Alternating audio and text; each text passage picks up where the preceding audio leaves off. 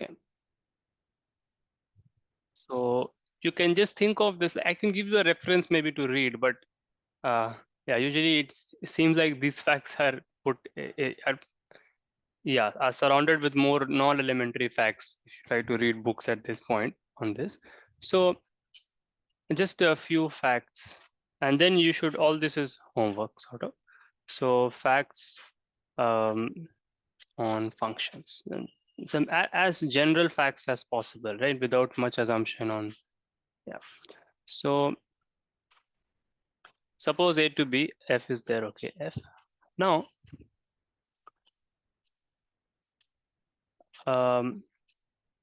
there exists a G, okay, from, let's say, there exists a G from B to A, where it will automatically be from B to A, given what I'll write, but B to A, such that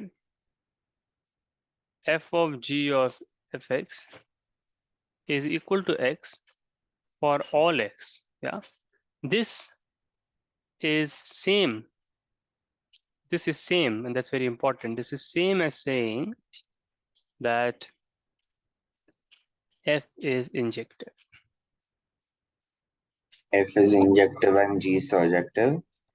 And this is also the same as saying that G is surjective. Yeah, because for every Y in Yes, D, no, I understand. Yeah, you can prove it, but the reason why I'm not writing surjective here is um, if it is surjective.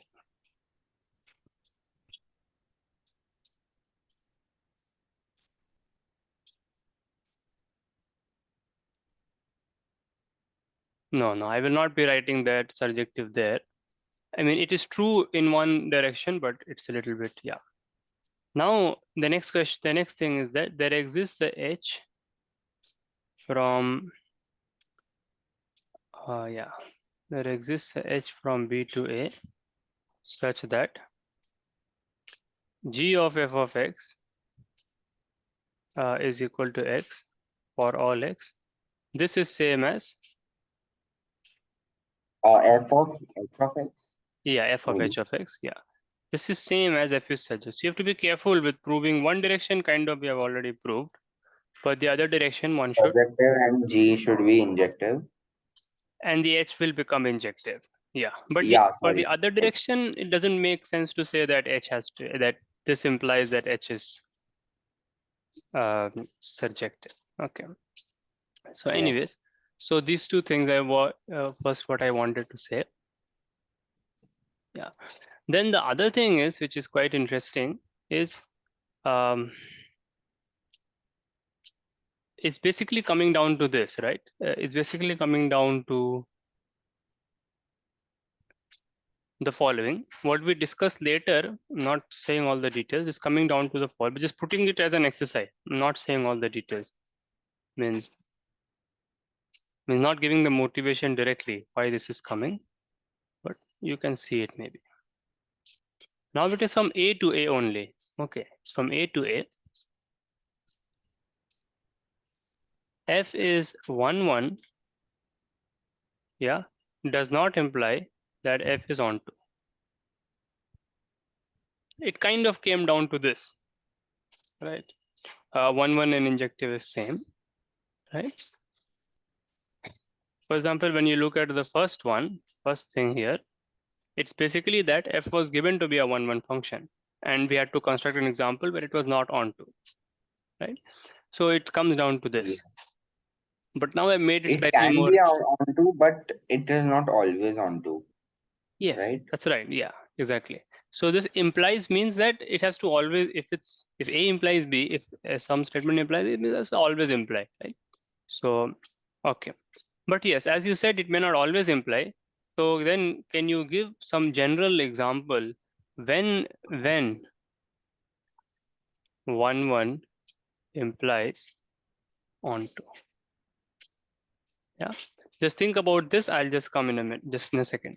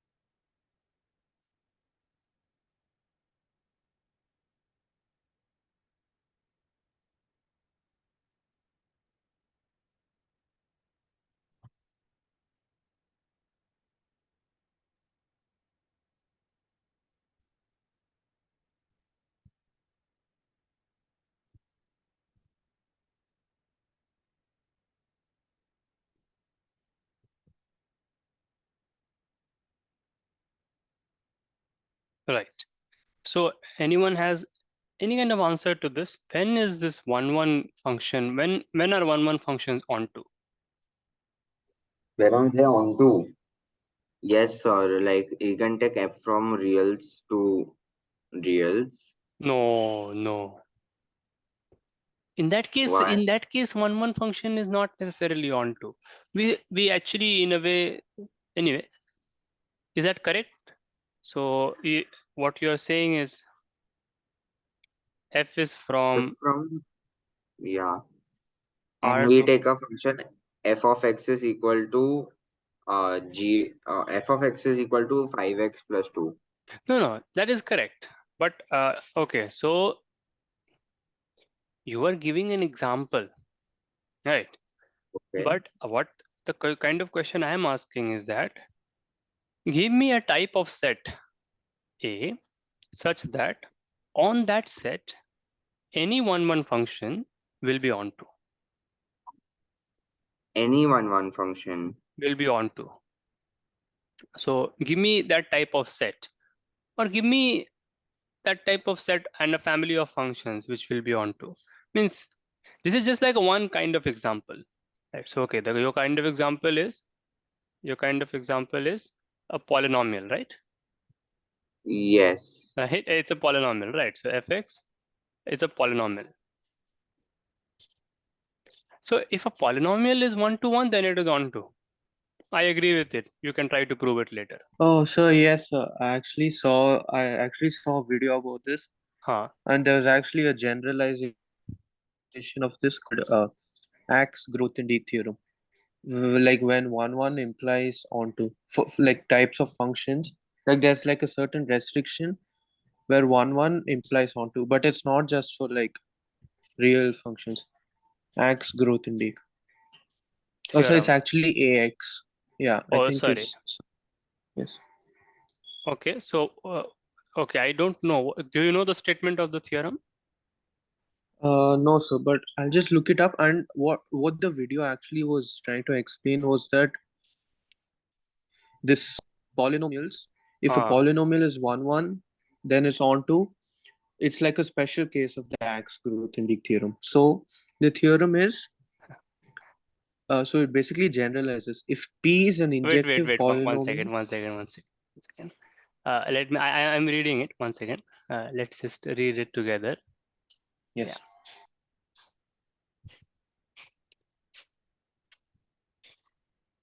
Yeah. So this result is about injectivity and surjectivity of polynomials. Just a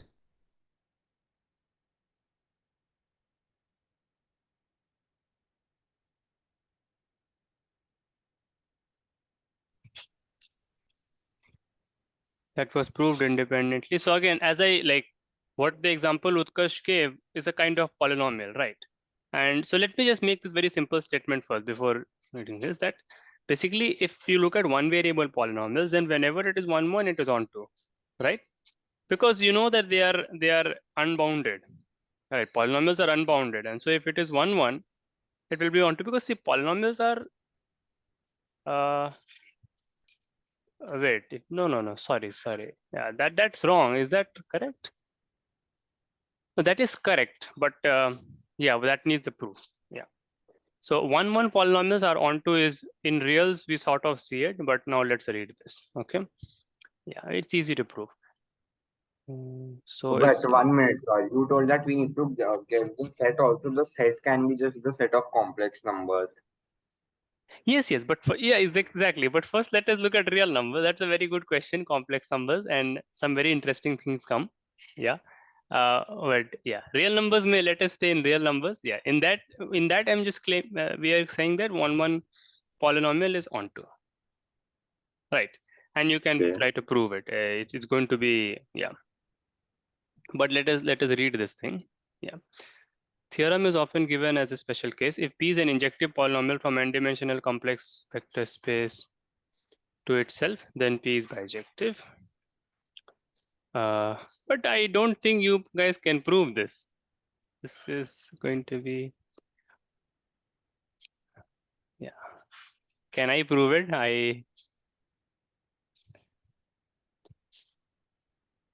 Okay, right. So this polynomial is not a polynomial. It's a polynomial function, which is like a tuple of polynomials. But what you can imagine for yourself is that, as Utkarsh said, that you can just imagine it to be a polynomial from C to C, like Z going to Z square and things like that. Okay. All right. But can there ever be such a polynomial apart from linear polynomials? Can there be a polynomial from complex numbers to complex numbers which is injective?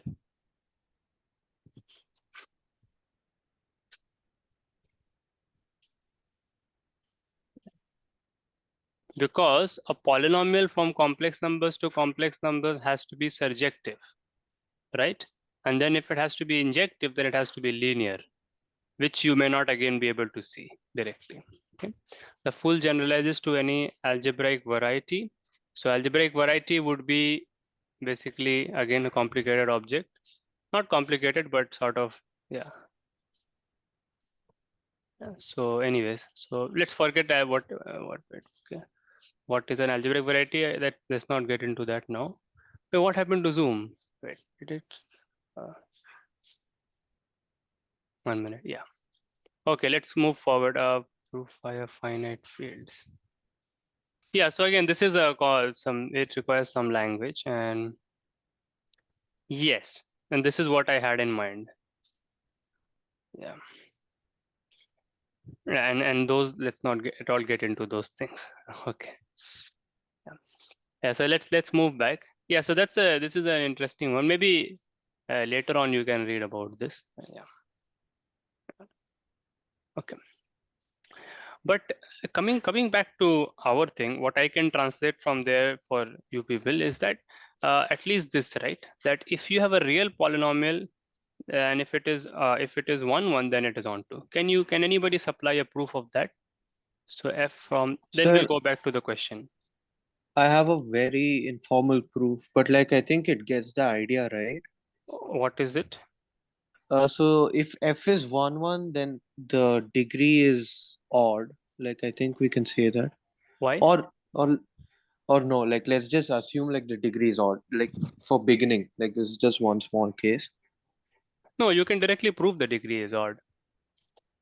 If f is 1 1. Yeah, implies the degree is odd. Let's just prove it. It's not difficult. Okay. Just to speed things. It's not a, yeah. Degree Yes, of f yes, sir. is odd.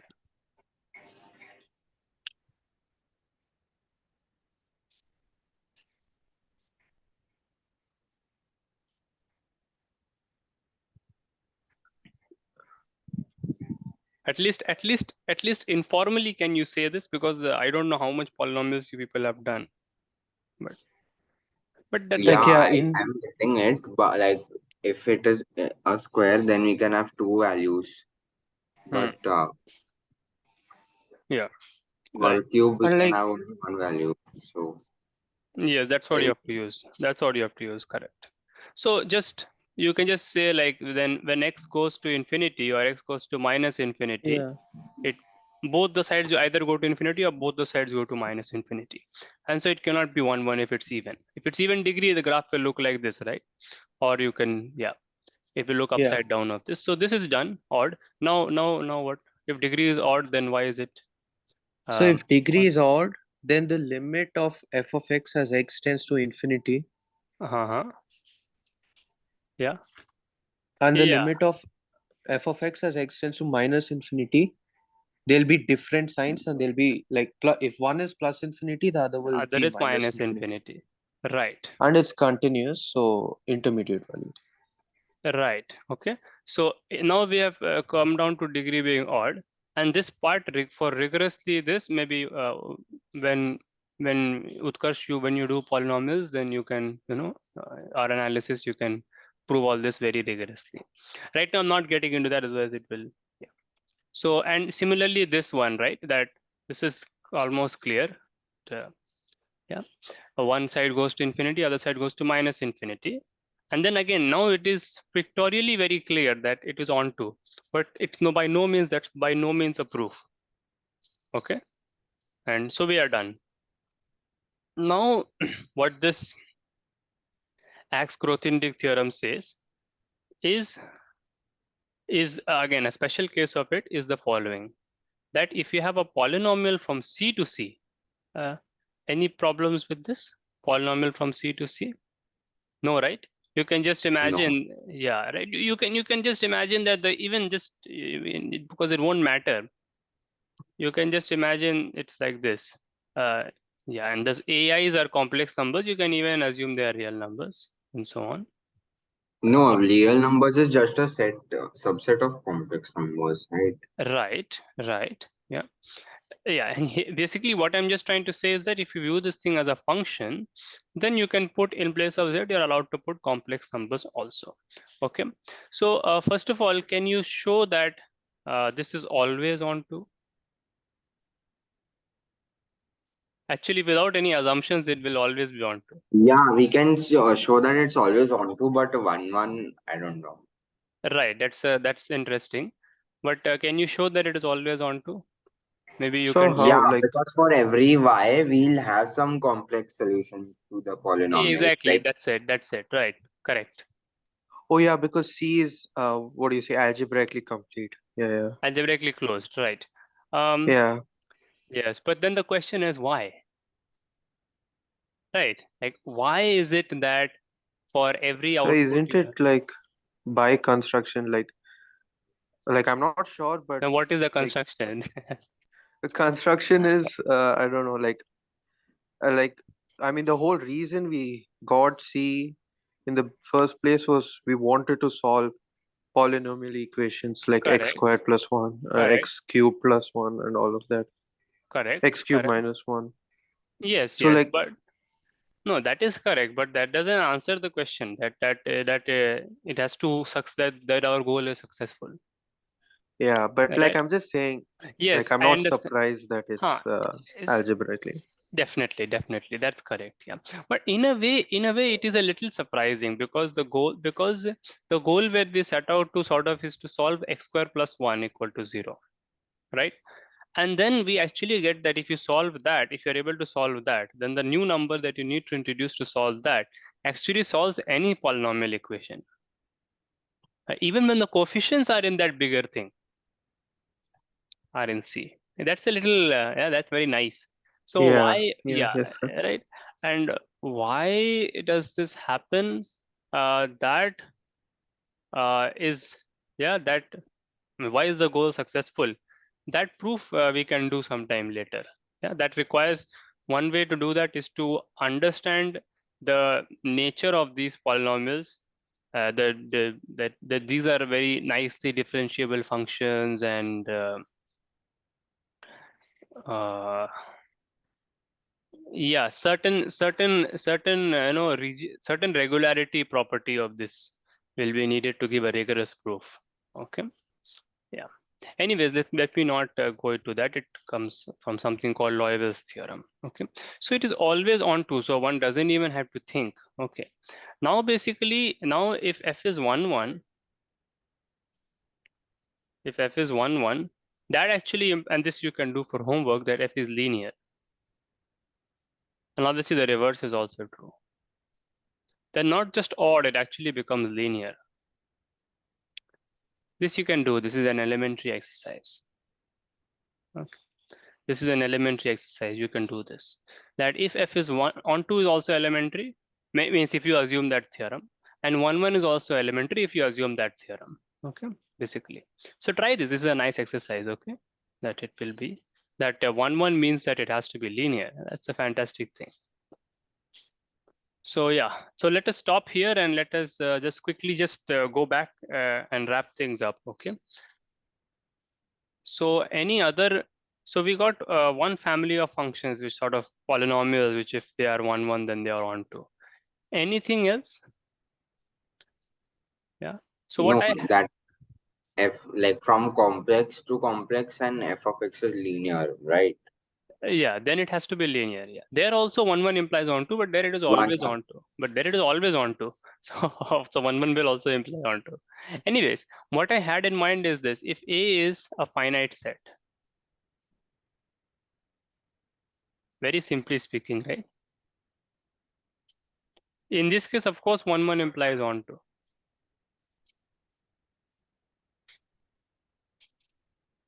Yeah, Okay, there is right. Yes, absolutely no doubt about this, right? Yeah.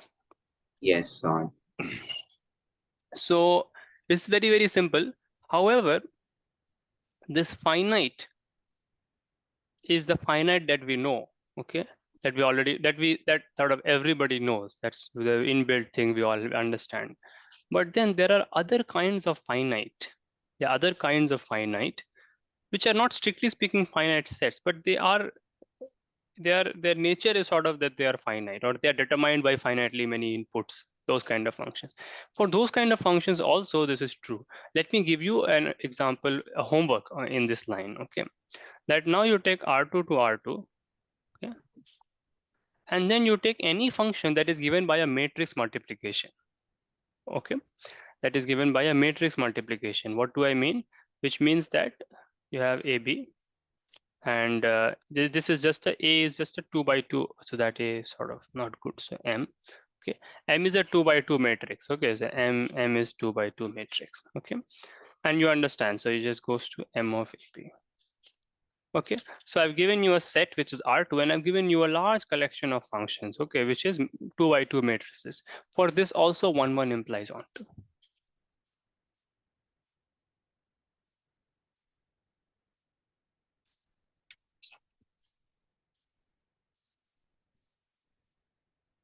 All these are homework. There are a lot of, there's some work here, okay, which you should do all these things. And next thing, okay, and this is very simple. This is just, you can actually do it by calculations. You may not, the proof may not be elegant, but that is not the point. You should be able to do a proof at least.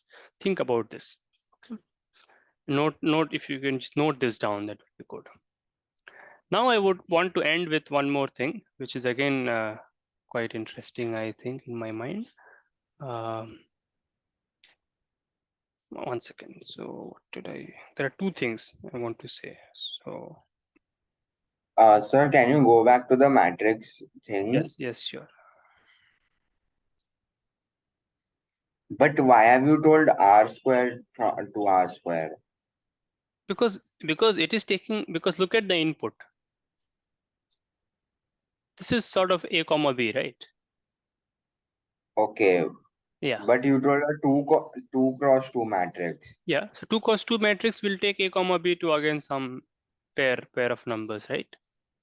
Oh, so we are multiplying A comma B into, sorry, we are multiplying a matrix of 2 into, of order 2 into 1 uh, into Yes. an order of 2 into 1 to get a matrix of uh, Order 2 to it. into Oh yeah, two into 1. 2. Yeah. And that matrix of order 2 into 1, I'm viewing that as a point in R2. Okay. Right. Sorry, sir, I didn't understand. Uh, can you just Yes. explain this thing once again? I Yes. don't know. Right. Yeah. So yeah. So this will be just to make things clear. So we are looking at a function from R2 to R2. So what are the most natural functions from sort of from R2 to R2? Just can you give any function from R2 to R2, anyone? Any nice function? Sir, f of x comma y is equal to xy Okay, or x this, plus y. okay, nice. No, this is not from R2 to R2, man. Oh, X plus Y oh, is oh. not from R2 to R2. This is also a nice function, but this is not from R2 to R2. This is from It's R2 to from R2 to R. Yeah. any function, anything, maybe reflection, So rotation. f of x comma y is equal to uh, x minus x comma y. Okay, minus S comma Y, right? So you can see this function. Now this function you can write as a matrix. You can write as a matrix, right? No doubt. So basically first step is to be clear is that the input can be written as a matrix. The input x comma y is like this column vector, column matrix, whatever you want to call it. And now the output is minus x comma y. So this. Can someone figure out a matrix here which does this? We want to multiply a matrix. Yes, multiply a 2 by 2 matrix to do this action, to do this thing. 2 by 2 matrix. Okay, right. because we need it has to be a 2 by 2 matrix. Yes, yes, right, So sir. yeah, so you can just do this But matrix. then it will become R4. Wait. No, it will not become R4. See, this x comma y Okay. is basically what is that in R2, right? And the function is the multiplication by matrix, is the 2 by 2 matrix.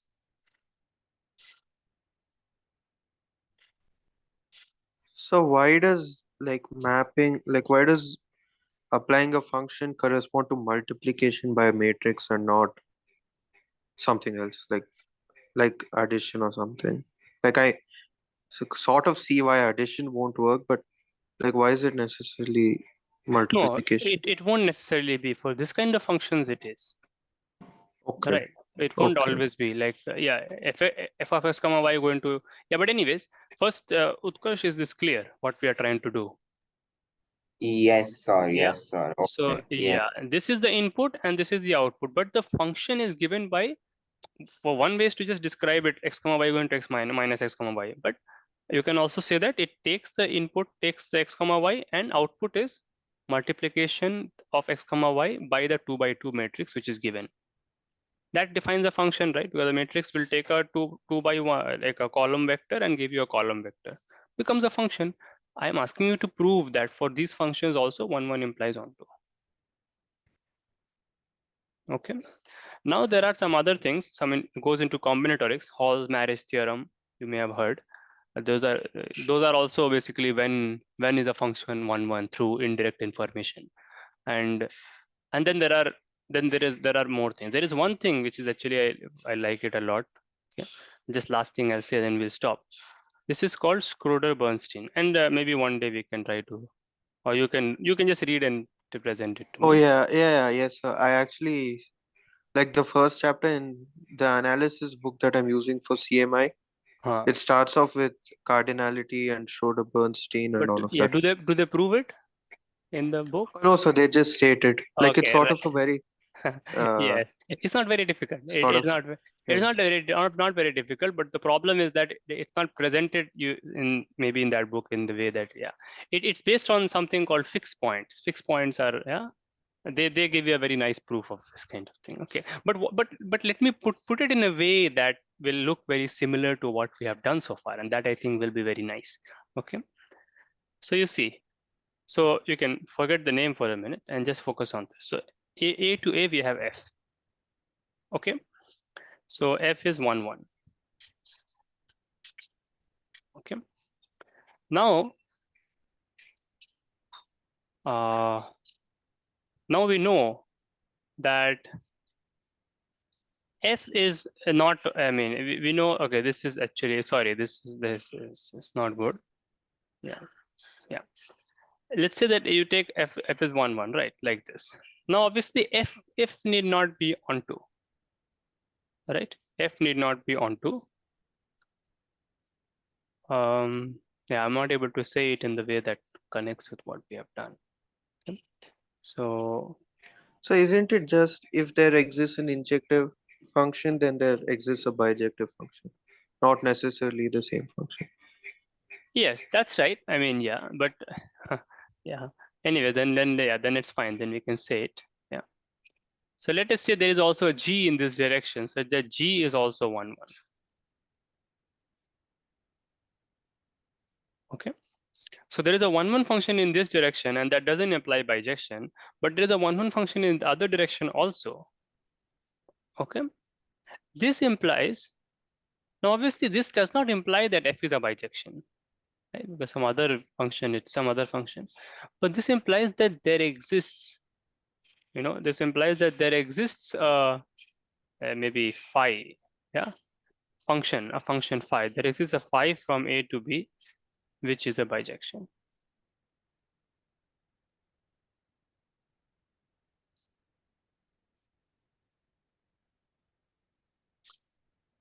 Okay. Yeah.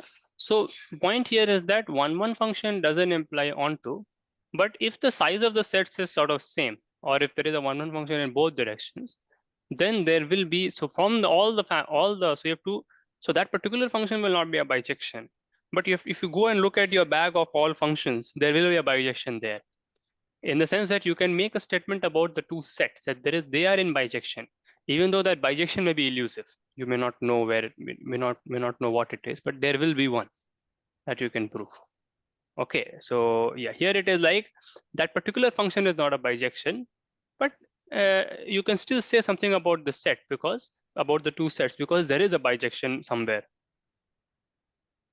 It's a very nice statement. Okay, and what this also says, if you can understand, is that if you look at this and if you sort of relate this to a being less than b, or size of a being less than b, if you are willing to just vaguely, because a is infinite, right? You can define this to be size, but let's not go into that. If you vaguely relate this to this, that this means that a is less than or equal to b. Okay, and similarly, obviously, you vaguely correspond this to b, size of b is less than or equal to size of a. Yeah. Then from here, this is a vague correspondence, right? But if this vague correspondence, if this vague analogy is good, is reasonable, if this vague analogy is reasonable, then you should have, I'm not saying this is true, but you should have this. And what should this be analogous to? This should be analogous to saying that there is a bijection between a and b. If one is analogous to less than equal to, then this should be, yeah. So this should be true, and it is indeed true by this theorem, right? So basically, right. yeah, and basically, so this theorem is not a I mean, you can say surprise or whatever, but This is only when both are 1, 1, not only one of them should be no, 1, one 1. of them and there you cannot even expect, right? So that's like gone. Yes. You cannot expect. But if a is less than b, b is less than a, or a is less than equal to b is less than equal to a, then for any reasonable theory, like you should have a is equal to b. I mean, not any, but you understand, right? Because this is a partial order, then it would be good. So basically, it would be good if this theorem was true. And for a lot of things, it would be necessary for this theorem to be true, and it is indeed true. If this theorem was not true, then I can kind of say that people would consider it as an axiom. It is so desirable. Okay, like this theorem, we want this theorem to be true. For any kind of cardinal arithmetic or theory to start, we want this to be true. And if this theorem was not true, then maybe they would take it as an axiom. But it is true, thankfully. Because some other axiom implies this. Okay, so yeah, so it's all games in a way. It's just like, yeah, but yeah, it's profound in a way. Okay, so then let us stop here, but we have some exercises. Please do them so that next time we can begin with them, and we'll quickly wrap them up. Okay, because I would assume you have thought Sir, about them. Okay. so on the last exercise you gave, sir, like you Yeah. told me to prove that and irrationals are dense in R. I proved them, and then like I was also able to prove that algebraic and transcendentals are dense in R. I asked you to prove that rationals and irrationals are dense in R. Okay, you Yes, proved sir. that. And Yes, sir. So I okay. had to use like the Archimedean property for uh, rationals, Yes, and yes, then once I had that, I right. just took multiplication by root 2 by a rational number to get Yes, irrational. yes. Yeah, those are fine. Yeah, those are fine. Right. Algebraic numbers are also dense in R. How do you prove that? How do you prove that? So we already have a rational number, so it's algebraic. Right. So those are fine. And why are transcendental numbers dense? So So again, I used transcendental times algebraic is transcendental. okay, cool, nice. Okay, So so yeah. so Utkarsh you may not know this. So this is just, yeah, transcendental times algebra. But how does it prove that transcendental numbers are dense? So suppose we take a comma b, then between a by pi and b by pi there exists algebraic number. So between Okay. a and b we have pi times and pi Okay. times Okay. Nice. Yeah. algebraic. Correct. Okay. Yeah. That is all right. Yes. I want to So. ask one thing. Uh-huh. Like, Aryan had previously mentioned some book that he uses for CMI for analysis. Yeah, what is the book, Aryan? I don't know. Yes, 1 second. I'll just give the Firstly, name of the book. I Yeah, am and shocked that analysis comes Bartian. with CMI. it actually doesn't come, but people prepare for it because it's just good. I mean, and it kind of can help you. So Bartel and Sherbet is the book. Okay, Bartel and Yes, Sherbet. Bartian. This is a nice book. Okay, and Aryan, also you can share in the mail. You can share the link to that mock test. Yes, I'll share the link to the mock test and the link to the book. Yeah, you can share it with both of us or all of us if you have the Yeah, ID. Okay, all right. all of us like say Utkarsh, me, and Nagesh maybe also. He's not here today. I don't If you, have like the. no problem. Yeah, then I'll forward it. Okay. Okay, then Okay, we'll I'll just stop send here. it to you, sir. Okay, fine. That's awesome. Okay, Okay. Then okay. we'll stop here and we'll meet tomorrow 7:30. If Yes, sir. unless I tell you, I may have to change it. Okay, I'll tell you. Okay, yes. Okay, cool. Bye.